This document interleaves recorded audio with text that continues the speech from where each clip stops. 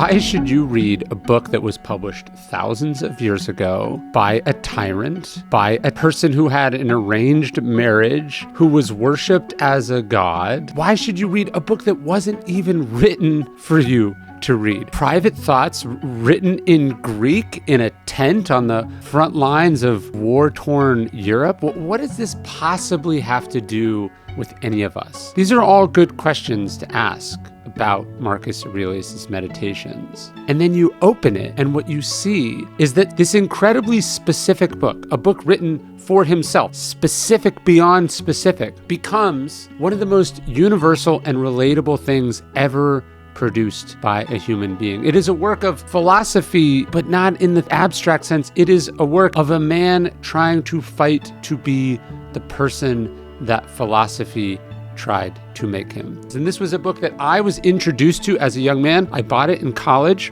I sat there reading it at a table like this in my college apartment, and I felt like I was just hit by a pile of bricks. I didn't know this is what philosophy could be. And so in today's episode, I want to tell you why you absolutely need to read this book, Marcus Aurelius' Meditations, one of the most enduring works of philosophy ever produced, one of the most singular works of literature ever produced. And it's a book that, if you let it, I promise you, will change your life. One reason you should read Marcus Aurelius' Meditations is that there is really nothing like it. It is quite possibly the only document of its kind ever made. It is the private thoughts of the world's most powerful man, but he's not performing for an audience. He's writing to himself, trying to not be corrupted by power, to not be imperialized, as he says in Meditations, to not be dyed purple by the cloak of the emperor. As I said, he's trying to fight to be the person that philosophy tried to make him. And so, most philosophy books are the philosopher writing to the student, writing to the world, writing for the record. What Marcus Aurelius is doing is journaling. Meditations is much closer to a commonplace book. Notes, reminders, it's filled with little quotes, little excerpts. Ultimately, you should read Meditations for the reason that people have read it for now thousands of years. There's an American philosopher, Brand Blanchard, who said that most people now don't care about the marches and the counter marches of the various Roman commanders. He says, what the centuries cling to is this notebook of thoughts from a man whose life is so unfamiliar and unknown to us. But in the midnight dimness, he said, he wrote down not the events of the day or his plans for tomorrow, but something of more permanent interest, like the ideals and aspirations that he was trying to live by. And the first chunk of Meditations illustrates that. We have Marcus Aurelius writing who his influences were, what his debts and his lessons were. And across these 17 or so entries, but roughly 2,100 words, basically 10% of the book, he's acknowledging and codifying these lessons that he learned from the important people in his life. And here in the privacy of these pages, he's recognizing what he learns from his grandfather, serenity and courtesy, that he learned manliness from his father, but without airs and ostentation, that he learned piety and generosity from his mother, that he learned work ethic from his tutors. He's grateful for the gods surrounding him with good people in his life. Some critics have criticized Meditations as being repetitive. Well, it's repetitive because it's what Marcus Aurelius needed to repeat to himself. There's a bunch in here that he needed to hear, and then there's a bunch not in here that he didn't need to hear. Its bug is actually a feature. It is not performative in any way. And so here you have this man under this immense strain and pressure and temptation, and he's writing these reminders about being humble and patient and empathetic and generous, despite all that he is dealing with. So is it a diary? Is it a commonplace? Is it a journal? It's kind of all of the above. What is very interesting is that Marcus isn't writing this in his native tongue of Latin. He's writing it in Greek, the language of philosophy. So he's reading in Greek and writing in Greek. That's why we see references to Socrates and Heraclitus and Diogenes, and then his favorite philosopher Epictetus. He's trying to work these things through. You are seeing Marcus Aurelius as a work in progress in the way that we are all works in progress. There's a French philosopher who writes a book about meditations called The Inner Citadel. And he was saying that if you see meditations as a kind of spiritual exercise, even he uses this word spiritual combat, that's what meditations is. So it's just a unique look at a man in a unique set of circumstances trying to do something that we're all trying to do, which is become who we're capable of becoming, to not be corroded or corrupted by what's happening around us, by being the best that we're capable of being. Marcus Aurelius is striving to do that, just as I am striving to do that in my life, and you're striving to do that in your life. You can see how personal meditations is from book one. Well, we don't know how Marcus actually organized it, but the way it comes down to us is that book one is organized in the Gregory Hayes translation, which is my favorite. The first book, roughly 10% of the book, is known as the Debts and Lessons section. And it's Marcus Aurelius listing what he learned from his grandfather and his mother, his philosophy teacher Rusticus, who introduces him to Epictetus, what he learns from Fronto, his rhetoric teacher, what he learns from his adopted father, Antoninus, what he learns from the gods. So what you have Marcus Aurelius spending the first chunk of meditations on is just reminding himself of the lessons he learned from the people he most admired. This sort of glimpse into the influences that shaped him is just partly what makes it such a unique and I think inspiring and important book. The reason you should read Meditations is that it is a gateway to Stoic philosophy. Now, Marcus Aurelius doesn't explicitly identify as a Stoic. Gregory Hayes, his best translator, would say that if you ask Marcus Aurelius, he probably would have identified as a philosopher, that Meditations is a work of philosophy as opposed to simply a work of Stoicism. But it really is probably the best and the most accessible introduction to Stoic philosophy. Stoic philosophy being a philosophy that was already ancient by the time Marcus Aurelius came to it. It's founded in the 4th century BC by Zeno in Greece. It makes its way to Rome. So it's already hundreds of years old by the time Marcus Aurelius is introduced to it. His favorite Stoic philosopher is Epictetus. He is given a copy of Epictetus's Discourses by his philosophy teacher, Junius Rusticus. At its core, Meditations is revolving around this idea of being philosophical and of being this person that philosophy wants us to be. Throughout Meditations, what you'll find Marcus Aurelius emphasizing is the way that philosophy can guide and transform us. And I would say there's 3 rules of life that Marcus reiterates constantly throughout meditation. So first, he is emphasizing acting justly towards others, doing the right thing. Whether you're loved for it, hated for it, he says, just that you do the right thing, the rest doesn't matter. He says, cold or warm, honored or despised, tired or well rested, just that you do the right thing.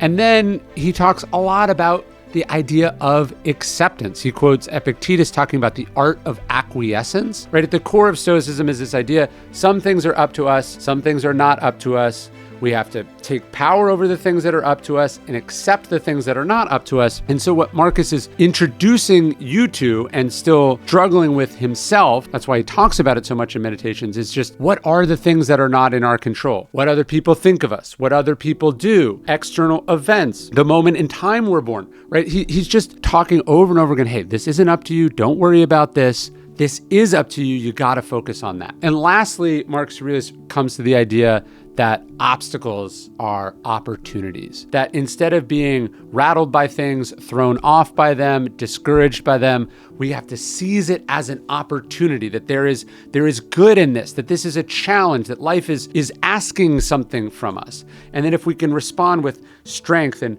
perseverance and energy, that we can not only survive this, but we can make something of it. So these are kind of the core ideas of Meditations. Marcus Aurelius trying to help you live a life of strength and honor and patience.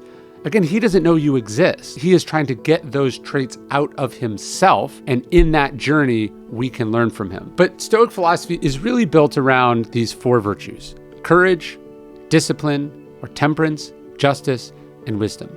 And what Marcus Aurelius is saying in Meditations is that whoever you are, whatever you are doing, whether you are an emperor like he was or a slave like Epictetus was, this is your opportunity to practice virtue, to live a philosophical life. He actually says this in Meditations, that no role is so well suited to philosophy as the one you're in right now. Again, he's talking to himself, so he means being emperor. But this is also true for a soccer mom, a steel worker, a senator, a soldier, owner of a bookstore, husband, father, son, helicopter pilot, whatever it is that you do. Stoicism is a philosophy that can help you.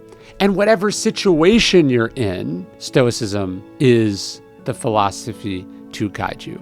So I wrote a book many years ago called The Obstacle is the Way. The Obstacle is the Way, which I've tattooed on my arm here, is an idea that Marcus Aurelius expresses in Meditations, the idea that we don't control what happens, we control how we respond to what happens. The idea that he is coming to over and over again in Meditations, the idea that Stoicism is built around, is that everything you experience in life is an opportunity to practice virtue. Someone is a dick to you, you just go bankrupt, you break your leg, you go to jail, you are plunged into fame and fortune. Whatever situation you're in, Stoicism is a set of principles and ideas, and then also practices, that can help you not lose your mind inside of that. That all these situations are an opportunity for courage, discipline, justice, and wisdom. Trust isn't just earned, it's demanded. Whether you're a startup founder navigating your first audit or a seasoned security professional scaling your GRC program, proving your commitment to security has never been more critical or more complex. And that's where Vanta comes in. By automating up to 90% of the work needed for a SOC 2 and ISO 27001 and more, Vanta gets you compliant fast. They open doors to next level growth and opportunities. And not only does Vanta save you time, it also saves you money. A new IDC white paper found that Vanta customers achieve $535,000 a year in benefits, and the platform pays for itself in just 3 months. Join over 10,000 companies like Quora and Factory who use Vanta to manage risk and prove security in real time. Whether you're closing your first deal or gearing up for growth, Vanta makes compliance easy. And for a limited time, you can get $1,000 off by going to vanta.com/stoic. Look, Marcus has a hard life. He buries multiple children. He experiences a flood and famine and wars. And who is he turning to for help, for guidance, counsel? He's turning to his teachers, his loved ones, his mentors, etc. Of course, also turning to philosophy. He writes in Meditations that you have to see philosophy as this sort of ointment, this soothing treatment, this sort of pain reliever, something designed to help us with the difficulties of life. And that's what Stoicism is as a practice. Again, Stoic philosophy was not this abstract, theoretical debate thing. It's not these big, complicated words and ideas you can't pronounce. There's tools and strategies and ideas to help you with the difficulty of life. And Seneca, writing before Marcus Aurelius, would say, what does philosophy offer? He says, philosophy offers counsel. And that's what Marcus Aurelius is offering himself through philosophy in the pages of Meditations. And that's what Stoicism offers. And that's why this is such a great accessible entry point in to this wonderful philosophy. And that itself is a reason you should read Meditations. It is part of a long tradition. When I read Meditations for the first time in my college apartment, I did not know how many other people had sat at tables all over the world, all throughout history, and were themselves wowed and changed and opened up and strengthened by these very words. I didn't know that Theodore Roosevelt had taken it with him on his River of Doubt tour. I didn't know that Frederick the Great rode into battle with it in his saddlebags. I didn't know that generations of people have been digesting and consuming and talking about and being transformed by these ideas in Meditations, that Marcus Aurelius himself, having been introduced to Epictetus and Stoic philosophy through his teacher Rusticus, who he thanks him at the beginning of Meditations. In the Rusticus section, I'll find it here for you. He says that he learned from Rusticus to read attentively and not be satisfied with just getting the gist of things. And he says, and for introducing me to Epictetus's lectures and loaning me his own copy. So the person who turned me on to Meditations was following in that same footsteps, recreating that same process process 1900 years later, and you're watching this video and maybe you pick up meditations and then you pass it to someone. That is what meditations has been for all these generations, because it works, because there's something in it so unique and unparalleled, so specific and yet so universal, that makes it not just relatable, but actionable, and it makes it work. And look, the list of people who are huge fans of meditations goes on and on. John Steinbeck, John Stuart Mill, Beatrice Webb, General James Mattis took it with him on 40 years of deployments in the Marine Corps. Ariana Huffington has not just read meditations many, many times, but she keeps a laminated note card of a Marcus Aurelius quote in her purse at all times. A former prime minister of China has reportedly read it 100 times. There's current sitting senators who are fans of meditations. Even J.K. Rowling, the author of the Harry Potter series, has acknowledged it and recommends the book. Ambrose Bierce, the great Civil War hero and contemporary of Mark Twain, not only is he a big fan, but his father was named Marcus Aurelius Bierce. Robert Louis Stevenson. So you have great authors, great thinkers, great political minds, East and West. And then, you have an Olympic athletes and special forces operators to this day, all turning to meditation. There was even a segment back in 2016 that I saw on ESPN, and it said, Marcus Aurelius helps Nick Saban prep for the Trojans. So people from all walks of life, big and small, powerful, powerless, have all turned to meditations over the years. Again, for a reason, because it works. I think you see why it's resonated with all these people when you read it. I mean, book 5 of Meditations, which struck me as a college student, has been striking people for thousands of years. Marcus writes, at dawn, when you have trouble getting out of bed, tell yourself, I have to go to work as a human being. What do I have to complain of if I'm going to do the things I was born for, the things I was brought into the world to do? Says, or is this what I was created for, to huddle under the blankets and stay warm? But it's nicer here, he writes. Is that what you were born to do, to feel nice instead of doing things and experiencing them? Look, you have the most powerful man in the world talking about how hard it is to get out of bed in the morning. That maybe doesn't seem like philosophy at first glance, but then you go, yeah, why not just lay around? Why not just idle your life away? And he tells you exactly why. In book 2, he opens it with a similar morning meditation about all the frustrating and obnoxious people that you're going to meet in the day. He says, when you wake in the morning, tell yourself the people I will deal with today will be meddling, ungrateful, arrogant, dishonest, jealous, and surly. Now, is he trying to be depressing and cynical? No, he's trying to be aware. He's trying to be prepared, right? One of the Stoic ideas is that what is unexpected lands heaviest. But then he says the beautiful part. He says, but they can't hurt me. No one can implicate me in ugliness. He says, I can't feel angry at my relative or hate him. We were born to work together like feet, hands, and eyes, like 2 rows of teeth, upper and lower. To obstruct each other is unnatural. To feel anger at someone, to turn your back on him, these are obstructions. So again, it begins with a sort of lament, and then it ends with this sort of hopeful mission of why we're here and what we're supposed to do. In book 6, Marcus Aurelius talks about getting over jealousy and taming his temper. In book 9 and throughout the book, he's dealing with mortality, right? This is a man who buried multiple children, who was sickly for most of his life, who lives through a plague. In book 11, he's working through the despair. Time and time again, he is saying, like, this is your most important job. Don't forget, your job is to be a good person. That is what you control. He's saying, how can anything stop you? How can anything stop you from acting with courage and justice and discipline and wisdom? It can't. That's why Meditations has resonated with so many people.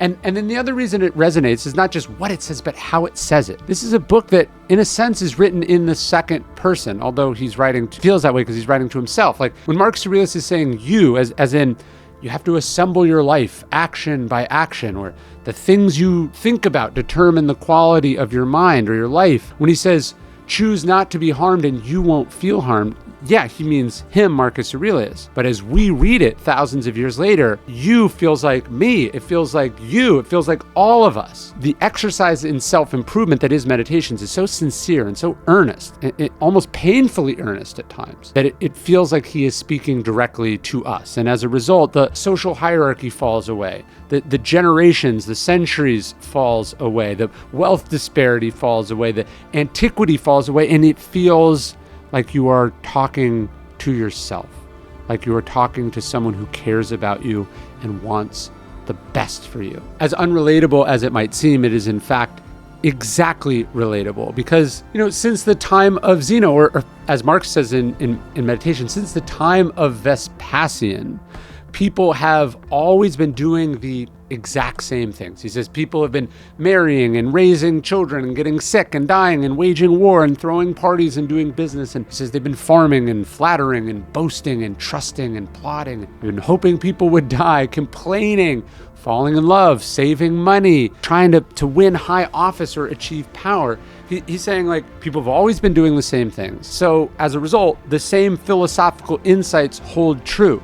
What Marcus Aurelius is going through, dealing with the limitations of life, is in a way the same thing that Epictetus, a slave, is going through, even though their lives are so inconceivably different. They are fundamentally and biologically human beings in a screwed up world. And so that's why Meditations has landed. That's why it resonates. And so we find inspiration there in Marcus talking about the importance of kindness instead of anger, about not dwelling on our misfortunes.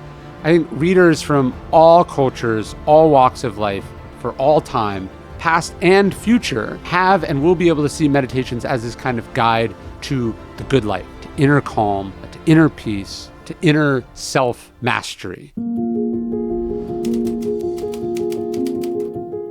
Meditations is basically Marcus Aurelius's personal guide to living a life of virtue, fighting to be the person philosophy tried to make him, seeing everything as an opportunity to practice these ideas of courage, discipline, justice, and wisdom. What Marcus would call in Meditations the touchstones of goodness. You might recognize these virtues as the cardinal virtues. Cardinal comes from the Latin cardos, which means hinge. It's pivotal stuff, basically. That's what Meditations is. It's a pivotal book about pivotal stuff, about living with virtue and arete, or excellence. These are ideas. It doesn't matter if you're a man or a woman, if you're an emperor or a servant, if you're physically strong or physically weak. Virtue is what you can draw on in any and every situation to do what is right, to do what needs to be done, to do what is excellent, what is beautiful. The Stoics would say. Epictetus talked about how if you want to be beautiful, make beautiful choices. Meditations is really a book about Marcus Aurelius trying to get himself to make the beautiful choice in every situation, to do not what's easy, not what feels good, but what is right. And what Marcus tries to remind himself of is that these really are beautiful things. He says, look, if you will ever find anything in your life better than courage and discipline and justice and wisdom, he says it must be an extraordinary thing indeed. And so if these are touchstones, if these are cardinal, if you've actually ever seen a compass, right? A compass has the cardinal points on it. These virtues are supposed to be lodestars, supposed to guide you in what you're doing, right? To be courageous and brave, to have fortitude, to be willing to sacrifice, to be in command of yourself, to be composed, to be moderate, to have balance, and then to act with fairness and service and fellowship and goodness and kindness and honesty, and then to love learning, to be always growing and changing, to have self-reflection and self-awareness and serenity and perspective. That's courage, discipline, justice, wisdom. Those are the ideas. That's what Marcus is trying to instruct us. That's what Marcus Aurelius is trying to remind himself of. And that's what Meditations ultimately instructs us in. Are we always going to live up to these ideas? No. Did Marcus? Also, no. But he's aspiring, he's trying, and he's coming back to the pages of the journal, coming back to the ideas, to the quotes, to the inspiration and example of his mentors and teachers and role models, and trying to get back there, trying to work on it. And I think this idea of is there anything better than courage and discipline and justice and wisdom is great. It holds up, right? We have discovered a lot of things since the days of the ancient Greeks and Romans. We have automobiles and computers. We have cell phones. We have cures for diseases that were a death sentence in Marcus Aurelius' time. But we really haven't found anything better than courage, self-discipline, justice, and wisdom. Marcus Aurelius does not have an easy life. Basically, everything that can go wrong goes wrong for him. 20 years of peace and prosperity that exists before he becomes emperor just all evaporates with the Antonine Plague, a historic flood, devastating wars. And then he has health problems, his marriage has problems, his children have problems. He's like a person, right? Just stuff is constantly going wrong. Difficulty, adversity, these are unavoidable facts, not just of his existence, but of existence for all time. And so what Meditations is, why it's such a beneficial book to read, is you're watching Marcus Aurelius try to get through this. He's trying to turn down the voices in his head. He's trying to overcome doubt and fear, resentment, grievance, trying to tune out distraction, trying not to be overwhelmed by anxieties. We learn in Meditations that Marcus is struggling valiantly to not identify with his thoughts, his doubts, his misperceptions. Like a great Buddhist, he's able to let the thought pass by and not grab onto it, not attach to it, to listen without letting it define him. Throughout the book, we see Marcus Aurelius going, hey, no, anxiety is not out here being done to me. I am the source of the anxiety. I am the source of the anger. I am the source of the harm in my perceptions, in the story I'm telling myself. And that conversely, I get to decide how I grow from this, how I change from this, how I was improved by this. Marcus Aurelius is wrestling with adversity and winning. One ancient historian writing in Marcus Aurelius' time, he would say that Marcus doesn't meet with the good fortune that he deserves, and his whole reign is involved in a series of troubles. But he says, I admire him all the more for this very reason, because amidst these extraordinary events, he says, Marcus survives and preserves the empire. The reason we read Meditations is because the proof is in the pudding. Marcus Aurelius is great because of what he goes through. And what helps him go through it, it's this. It's what prevents him from being corrupted. It's what keeps him decent. It's what keeps him going. This is a man who attended way too many funerals, not just in life, but in his own family. And yet he gets out of bed every morning. He works hard. He tries not to become beaten down. He tries to remain hopeful, tries to remain kind and decent. This is a man in an incredibly unusual and disorienting position. People are cheering for him. People are jeering at him. People hate him. People love him. He has power and wealth, yet he's constrained by these norms, by these philosophical ideas. And it is Stoicism. It is the pages of Meditations that guide him through, right? That he turns to, that helps him shoulder the load. And that's what Meditations can do for us. Meditation shows us that the path to peace is not in escaping. It's not by eliminating stress or difficulty, but it's about that inner journey. It's that battle. Marx says that you want to be dug in like a wrestler, ready for sudden attacks. And so through his reading and studying, Marcus gives us, I think, some real actionable lessons. He says, don't let your imagination run wild. Don't extrapolate the worst case scenario. He says, you don't have to turn this into something. It doesn't have to upset you. He says, the best revenge is to not be like the person who did this to you. He says that your job is to do good for others.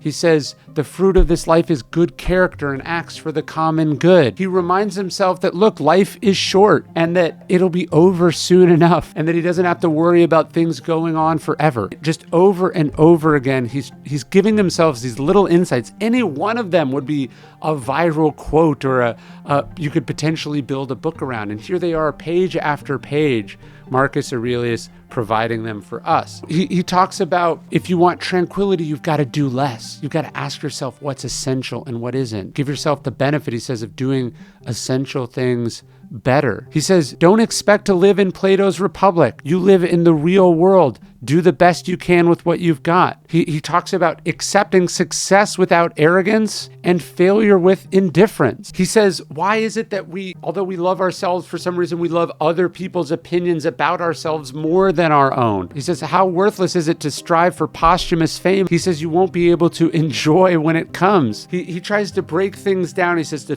strip them of the legend that encrusts them, to see them for what they are, to see what really matters. He talks over and over again about speaking the truth, doing the right thing, and that ultimately we've got to live while we can, because all we have for certain is this present moment. And most of all, he's saying that the situations we experience in life are opportunities. The impediment to action advances action. What stands in the way becomes the way. Everything is an opportunity for us to practice virtue. He says it's like throwing fuel on top of a fire. He says, you throw something on top of the fire, it transforms it into heat and light. That's what he's trying to cultivate. That's why people have always come to Marcus Aurelius, and that's what Marcus Aurelius embodies as a spirit.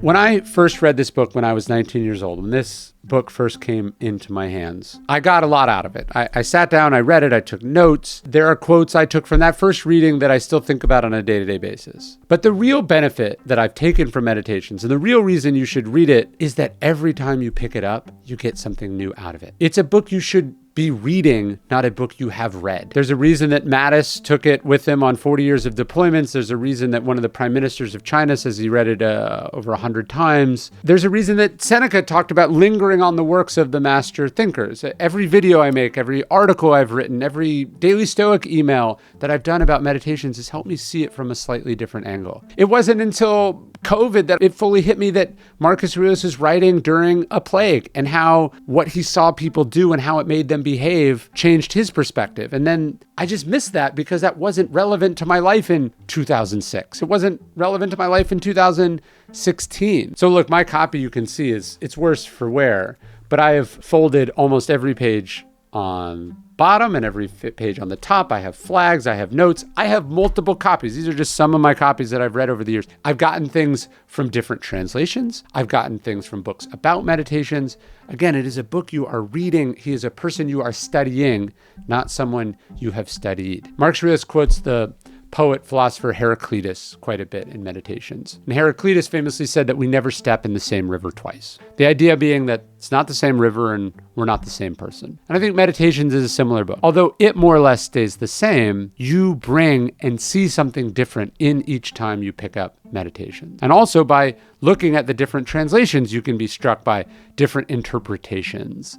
What 18th century Americans were looking at it for in their English translation versus 21st century Americans. What Marcus was writing in Greek 20 centuries ago sounds different to us than perhaps he meant it. But that's why it is a living work, even though it is, in another sense, stagnant. So you come to it over and over again. I want to leave you with the idea that you shouldn't just read Meditations once, but you should be reading it all of your life. You should have it on your bedside table.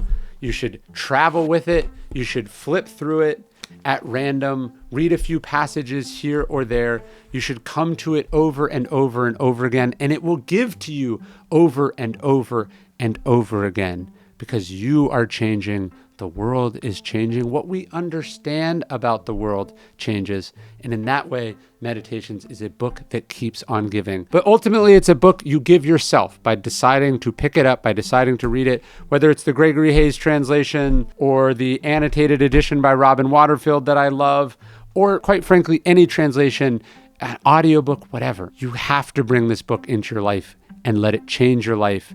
It will help make you the person philosophy tried to make you. It will help you become a little bit closer to being great like Marcus Aurelius, but also being great like you are capable of being. That's why I made this video and why I want you to read this book. Meditations has guided me through breakups, through dropping out of college, through natural disasters, through success, through disorienting, confusing times, through having children, through getting married, through writing my own books. Every time I go to Meditations, every time I went to Meditations, there was something different there. As they say, when the student is ready, the teacher appears. The wisdom pops out at you. That's why I just find it so fascinating looking at how I clearly read passages and parts of it didn't stand out to me, but like here I highlighted something, but then later, many years later, I bracketed something else. I can see all the different pens, pencils, Sharpies, highlighters. I can see my own life evolving along with my reading of this book. And that's what Meditations is. I've carried Meditations to multiple countries in multiple decades of my life. And as a result, I am a better human being for it. As I think anyone who reads Meditations becomes a better person. When I wrote The Daily Stoic 8 years ago, I had this crazy idea that I would just keep it going. The book was 366 meditations, but I'd write one more every single day and I'd give it away for free as an email. I thought maybe a few people would sign up. Couldn't have even comprehended a future in which 750,000 people would get this email every single day, and would for almost a decade. If you want to get the email, if you want to be part of a community that is the largest group of Stoics ever assembled in human history, I'd love for you to join us. You can sign up and get the email totally for free, no spam. You can unsubscribe whenever you want at dailystoic.com/email.